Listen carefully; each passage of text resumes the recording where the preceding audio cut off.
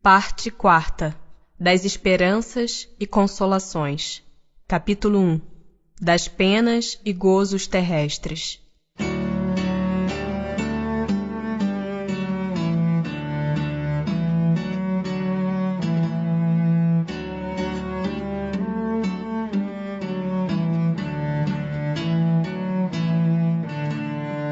Felicidade e infelicidade relativas.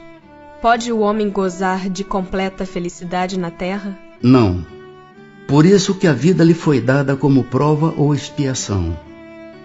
Dele, porém, depende a suavização de seus males e o de ser tão feliz quanto possível na terra. Concebe-se que o homem será feliz na terra quando a humanidade estiver transformada. Mas enquanto isso se não verifica, poderá conseguir uma felicidade relativa? O homem é quase sempre o obreiro da sua própria infelicidade. Praticando a lei de Deus, a muitos males se preservará e proporcionará a si mesmo felicidade tão grande quanto o comporte a sua existência grosseira. A felicidade terrestre é relativa à posição de cada um. O que basta para a felicidade de um, constitui a desgraça de outro. Haverá, contudo, alguma soma de felicidade comum a todos os homens? Com relação à vida material, é a posse do necessário. Com relação à vida moral, a consciência tranquila e a fé no futuro.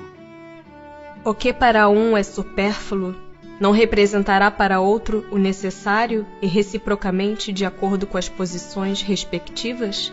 Sim, conformemente às vossas ideias materiais, aos vossos preconceitos, à vossa ambição e às vossas ridículas extravagâncias, a que o futuro fará justiça. Quando compreenderdes a verdade, não há dúvida de que aquele que tinha 50.000 libras de renda, vendo-se reduzido a só ter 10.000, se considera muito desgraçado por não mais poder fazer a mesma figura, conservar o que chama a sua posição, ter cavalos, lacaios, satisfazer a todas as paixões, e etc. Acredita que lhe falta o necessário, mas francamente, achas que seja digno de lástima quando ao seu lado muitos há, morrendo de fome e frio, sem um abrigo onde repousem a cabeça? O homem criterioso, a fim de ser feliz, olha sempre para baixo e não para cima, a não ser para elevar sua alma ao infinito. Há males que independem da maneira de proceder do homem e que atingem mesmo os mais justos. Nenhum meio terá ele de os evitar? Deve resignar-se e sofrê-los sem murmurar, se quer progredir. Sempre, porém, lhe é dado buscar consolação na própria consciência, que lhe proporciona a esperança de melhor futuro, se fizer o que é preciso para obtê-lo. Por que favorece Deus com os dons da riqueza a certos homens que não parecem tê-los merecido? Isso significa um favor aos olhos dos que apenas veem o presente. Mas fica sabendo, a riqueza é de ordinário prova mais perigosa do que a miséria. Criando novas necessidades, a civilização não constitui uma fonte de novas aflições? Os males deste mundo estão na razão das necessidades factícias que vos criais.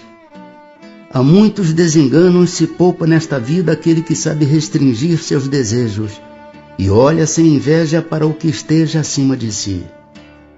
O que menos necessidades tem, esse o mais rico. Invejais os gozos dos que vos parecem os felizes do mundo. Sabeis porventura o que lhes está reservado? Se os seus gozos são todos pessoais, pertencem eles ao número dos egoístas. O reverso então virá. Deveis de preferência lastimá-los. Deus algumas vezes permite que o mal prospere, mas a sua felicidade não é de causar inveja, porque com lágrimas amargas apagará. quando um justo é infeliz, isso representa uma prova que lhe será levada em conta se a suportar com coragem. Lembrai-vos destas palavras de Jesus: bem-aventurados os que sofrem, pois que serão consolados. Não há dúvida que à felicidade o supérfluo não é forçosamente indispensável, porém o mesmo não se dá com o necessário. Ora, não será real a infelicidade daqueles a quem falta o necessário? Verdadeiramente infeliz o homem só o é, quando sofre da falta do necessário à vida e à saúde do corpo. Todavia pode acontecer que essa privação seja de sua culpa. Então, só tem que se queixar de si mesmo. Se for ocasionada por outrem, a responsabilidade recairá sobre aquele que lhe houver dado causa. Evidentemente, por meio da especialidade das aptidões naturais, Deus indica a nossa vocação neste mundo. Muitos dos nossos males não advirão de não seguirmos essa vocação? Assim é. De fato, e muitas vezes são os pais que, por orgulho ou avareza, desviam seus filhos da senda que a natureza lhes traçou, comprometendo-lhes a felicidade por efeito desse desvio. Responderão por ele. Acharias então justo que o filho de um homem altamente colocado na sociedade fabricasse tamancos, por exemplo, desde que para isso tivesse aptidão? Cumpre não cair no absurdo nem exagerar coisa alguma. A civilização tem suas exigências. Por que haveria de fabricar tamancos o filho de um homem altamente colocado, como dizes, se pode fazer outra coisa? Poderá sempre tornar-se útil na medida de suas faculdades, desde que não as aplique às avessas. Assim, por exemplo, em vez de mau advogado, talvez desse bom mecânico e etc. Pessoas há que, carentes de todos os recursos, embora no seu derredor reine a abundância, só têm diante de si a perspectiva da morte. Que partido devem tomar? Devem deixar-se morrer de fome? Nunca ninguém deve ter a ideia de deixar-se morrer de fome. O homem acharia sempre meio de se alimentar, se o orgulho não se colocasse entre a necessidade e o trabalho. Costuma-se dizer: não há ofício desprezível. O seu estado não é o que desonra o homem. Isso, porém, cada um diz para os outros, e não para si. É evidente que, se não fossem os preconceitos sociais pelos quais se deixa o homem dominar, ele sempre acharia um trabalho qualquer que lhe proporcionasse meio de viver, embora deslocando-se da sua posição. Mas entre os que não têm preconceitos ou os põem de lado, não há pessoas que se veem na impossibilidade de prover as suas necessidades em consequência de moléstias ou outras causas independentes da vontade delas? Numa sociedade organizada segundo a lei do Cristo, ninguém deve morrer de fome. Porque são mais numerosas na sociedade as classes sofredoras do que as felizes.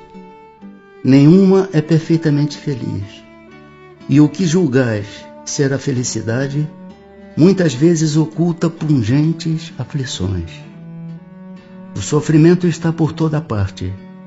Entretanto, para responder ao vosso pensamento, direi que as classes a que chamas sofredoras são mais numerosas, por ser a terra lugar de expiação.